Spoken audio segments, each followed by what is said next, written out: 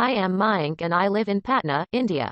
It feels so good to write here again after such a long gap. I am writing this story to share an extraordinary incident that took place in December 2018.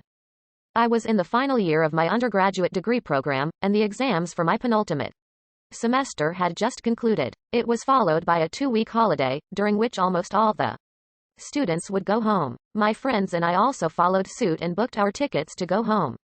The day before leaving the hostel, as we were getting bored, we decided to go on a bike ride. My college is located somewhere in Delhi NCR region. Now let's come to the first incident. We were a group of 4 friends and shared 2 bikes. As planned, we went out to explore the city in groups of 2 on each bike. It was around 6 p.m. in the evening when we started. Each of us wore thick jackets to protect us from the brutally cold weather outside. Our attire kept us quite warm and we didn't feel any cold. The Indian tea from a highway snack shop also made sure that our bodies stayed warm enough. We had a quite pleasant day roaming the city, and at around 7:30 p.m. we decided to return to our hostel. As the temperature had dropped further by then, we zipped up our jackets, wore the winter caps we carried, had some more tea and started. On our return journey, we faced a huge traffic jam, a common problem in India. As we went ahead, the road seemed more and more deserted. When we got near the end of our shortcut route, a long, straight road lay ahead. The road was about 1 kilometer long and at its end merged back with the main road. There was empty, barren land on either side of the road as far as we could see. We paused for a moment, checked if we were on the right path, and then entered the road. Then a really strange thing happened. I already told you, as per a rough estimate, the road was about 1 kilometer long. We had gone through half of its length, when all of a sudden, we felt an abrupt, steep drop in temperature. I know what you'd say. It was the month of December, harsh cold weather outside, and it's natural, right? You're right, but would it be very natural or rational if the temperature dropped by more than 10 degrees Celsius? Within 1 or 2 seconds, we felt something similar. For a stretch of about 200 to 300 meters, we felt paralyzing cold. The drop in temperature was so steep that we couldn't react. It was as if the temperature was instantly changed by some external force. After crossing that small stretch of 200 to 300 meters, the temperature became normal again.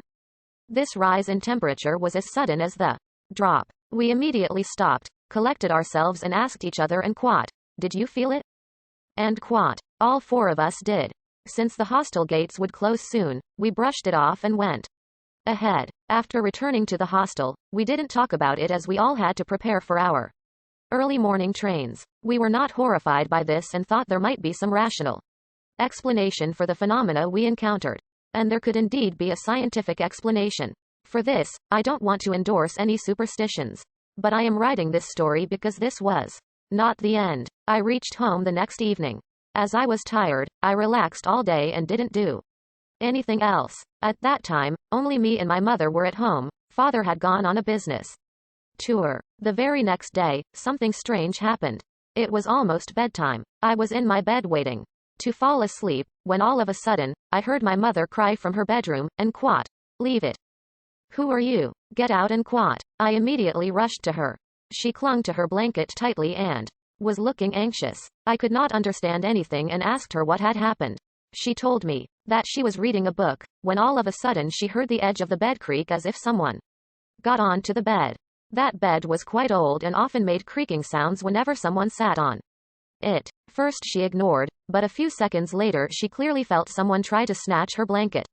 Like a thief does. When she held onto the blanket, she could clearly feel a strong pull from the opposite end. The duel between mother and the imaginary thief ended as soon as I entered the room. As I was just going to console her, I saw very fine sand and dust particles spread on one side of the bed. Let me tell you that we have a habit in our family that whenever we go out, we change our clothes before even touching the bed.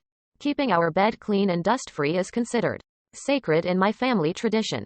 For that reason, we have a separate set of clothes for going out in. We never wear them while we are in.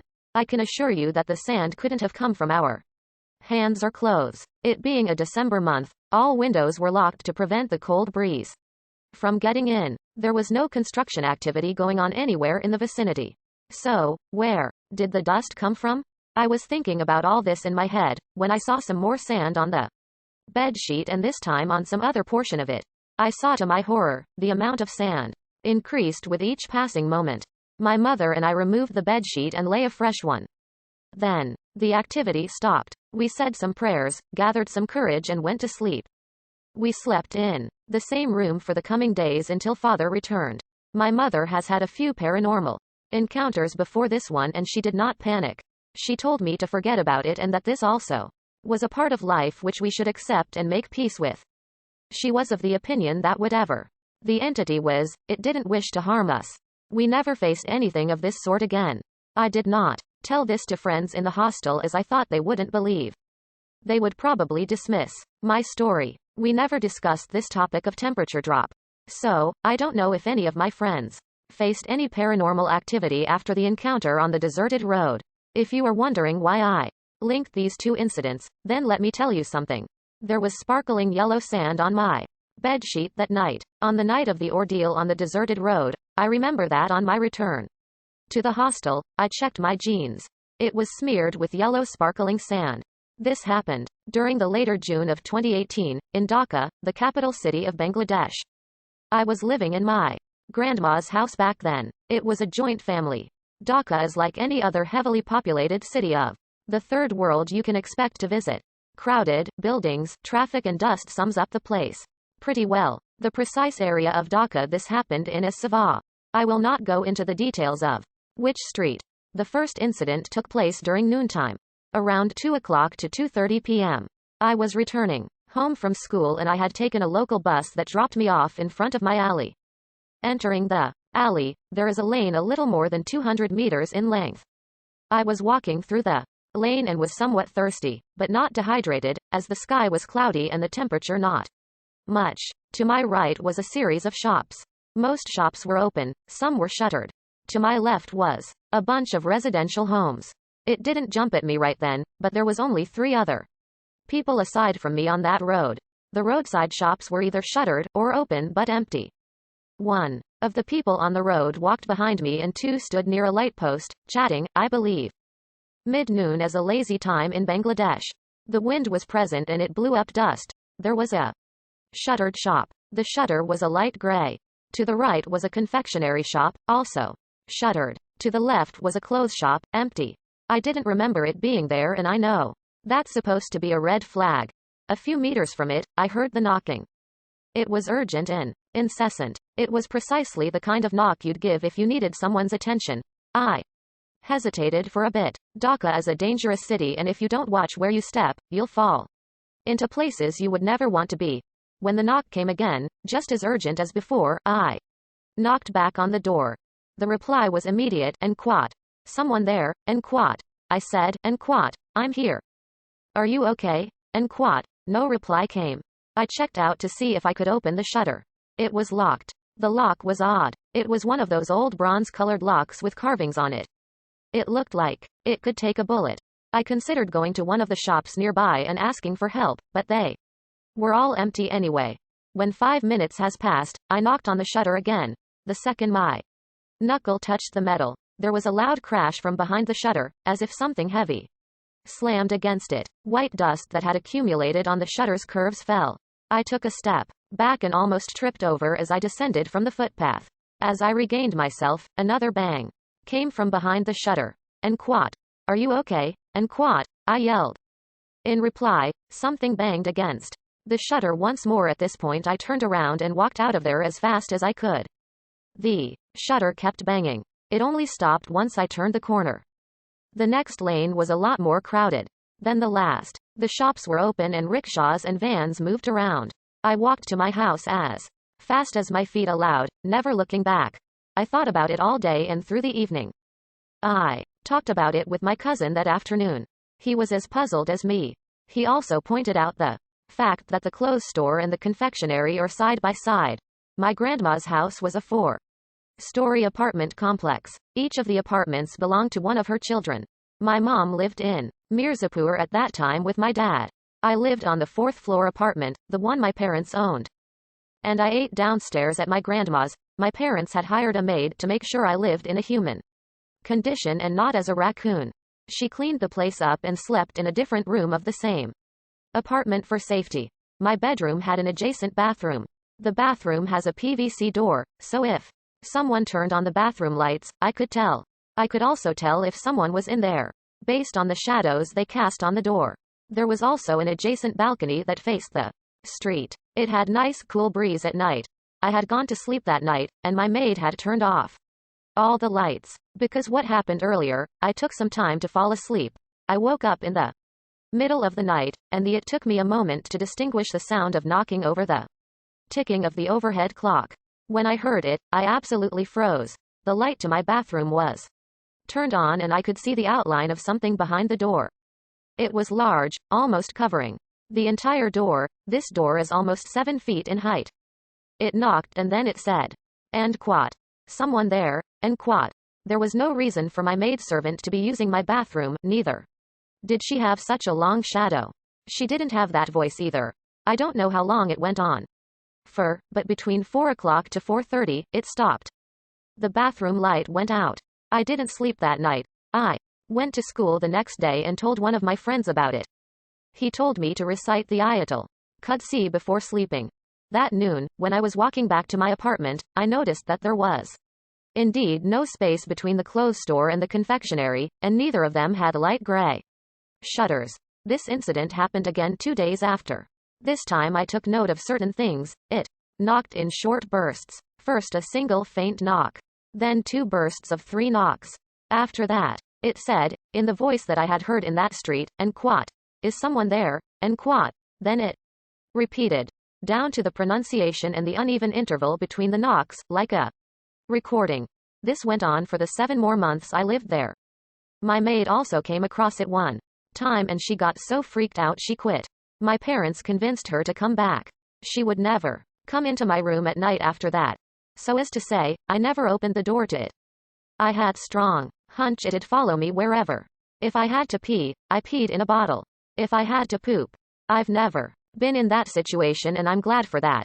After I moved away from that apartment, I've never experienced something like it save for a random knock on the door one night. Here is my story. I have 2 cousins who tell me that they hear things around their house. They have felt things as well. Sometimes it's hard to believe this stuff if you never live it.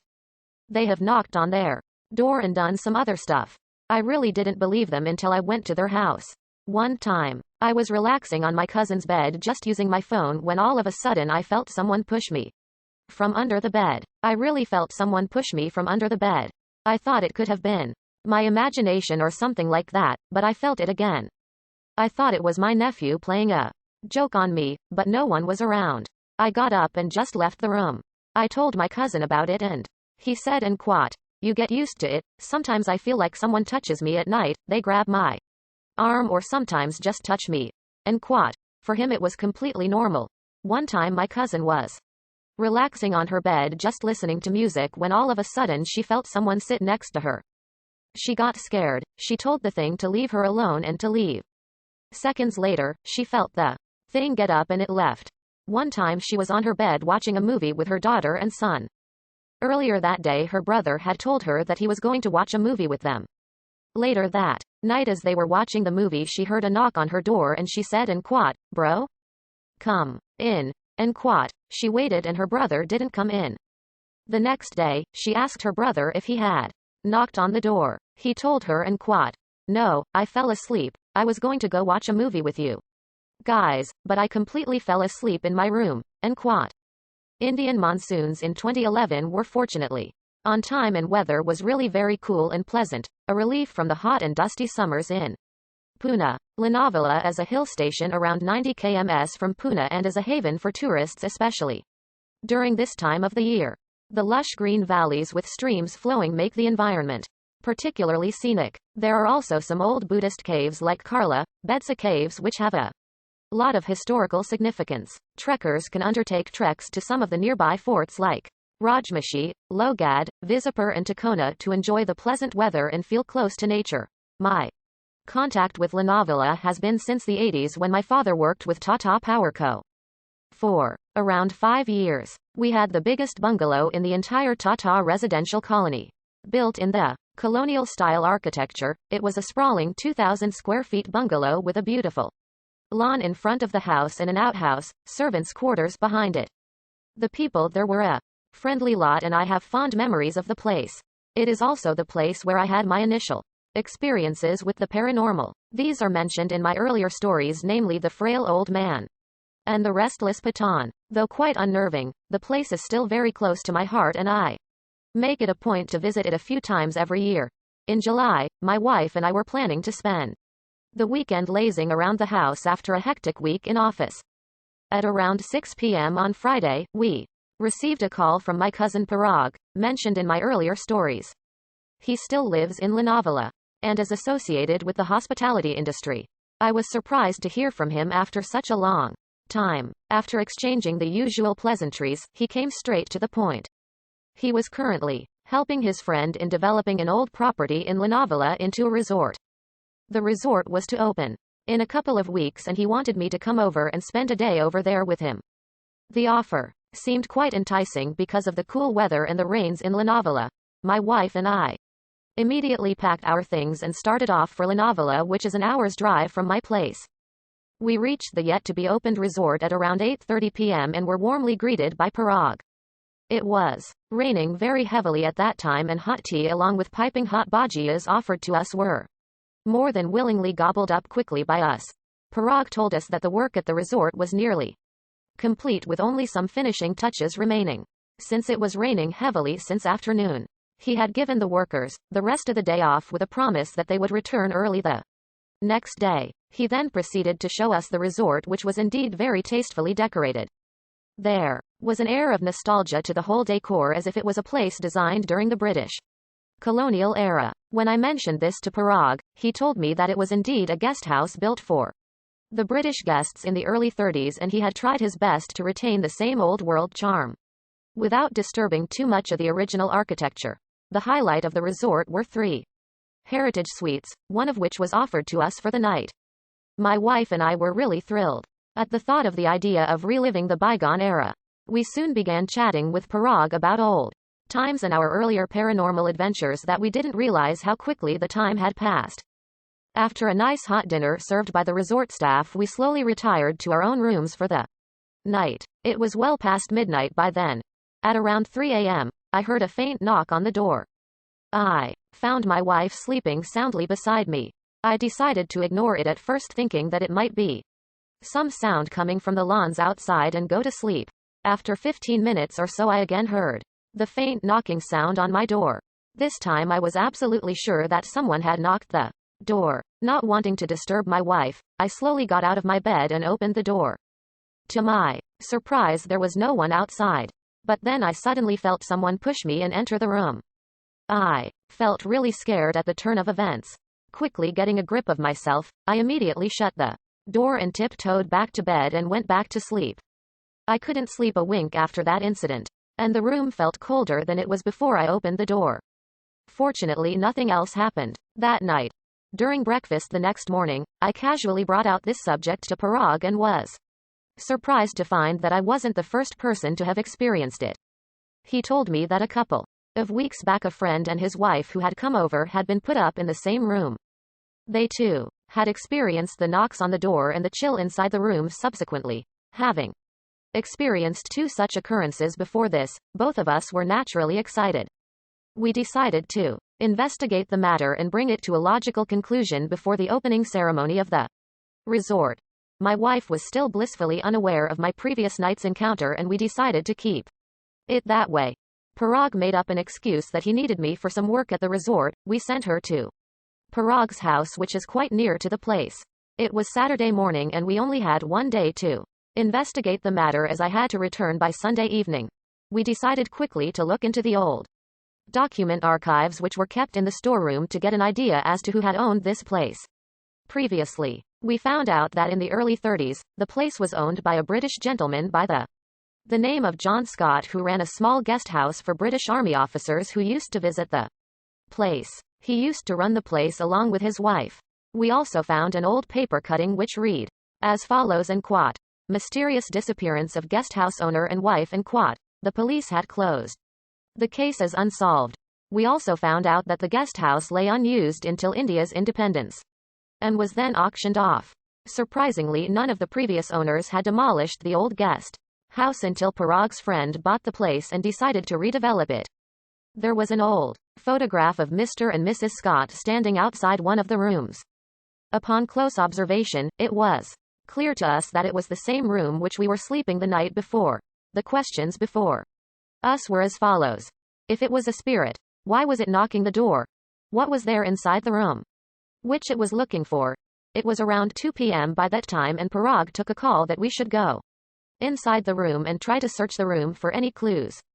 Parag told me that he had especially instructed his workers not to damage anything inside these heritage suites so that they retained the same old charm of the colonial era.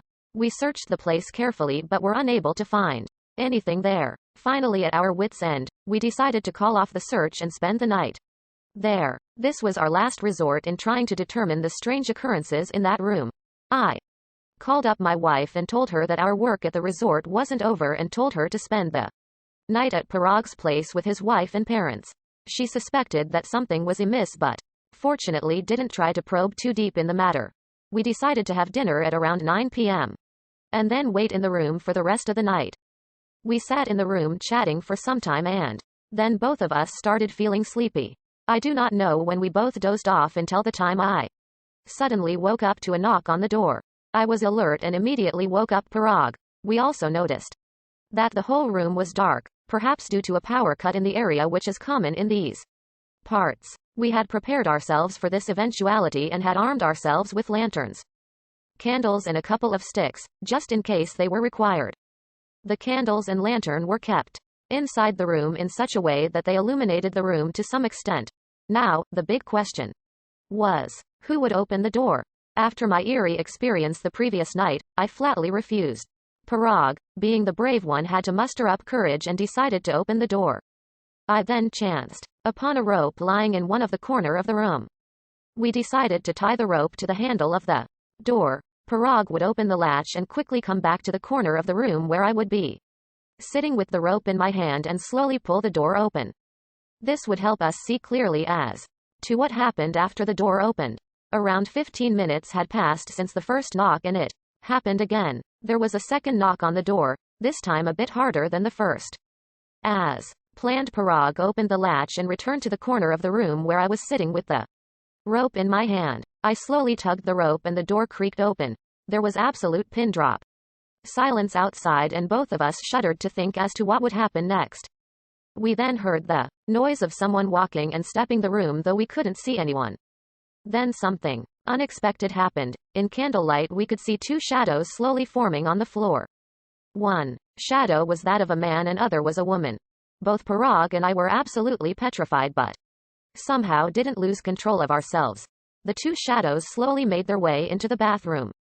We followed quietly behind them with a lantern in our hand. The shadows went up to a bathtub placed at the far end of the bathroom. The shadows were still for some time at that place before disappearing into thin air. For the entire duration since we opened the door, the temperature inside was very chilly and cold. After the two shadows left us, the temperature started returning to normal. Both of us were scared and it took us around half an hour to come to terms with what we had seen. It was clear to us that the spirits weren't trying to harm us. What were they trying to do then, was the question before us. It then occurred to us that perhaps the spirits were trying to tell us something. Parag had this idea that since they had led us to the bathroom, there might be something there which might give us a clue. Parag arranged for some workers the next morning and had them dig the bathroom section of the room. In the process of doing so, the bathtub was also removed and dug up, and there it was, the answer which we were so desperately looking for. There were two skeletons, one of a man and the other of a woman, piled one above the other right beneath the place where the bathtub was kept. The spirits had led us right to their final resting place. Parag's friend arrived at site and was informed of the previous night's events. He was very cooperative and informed the police immediately. The forensics determined that the skeletons were at least 70 to 80 years old, which coincided with the time when the Scots had disappeared. Since there was nothing much to pursue, since this was something which had happened a long time ago, the police closed the matter under unsolved cases. Parag's friend was happy that this was discovered before the resort had officially opened its doors to tourists. The bathroom was duly repaired and the room once again restored to its original charming self. But what had happened to the Scots is still unknown. It might have been someone close to the Scots who might have been the perpetrator of the crime. Judging by the way the crime was committed and the bodies neatly concealed for nearly a century, who did it will be an unsolved mystery forever. Whatever the case, the remains were taken to a graveyard and given a proper burial. Another thing that puzzles me to this date is that I did not see any shadows on the first night, nor did Parag's other friend who happened to be there. What made the shadows appear on the second night is something which still intrigues me to this day. As for my wife, she was surprised and a little annoyed at not being told of our adventure in the beginning itself. But she has eventually forgiven me.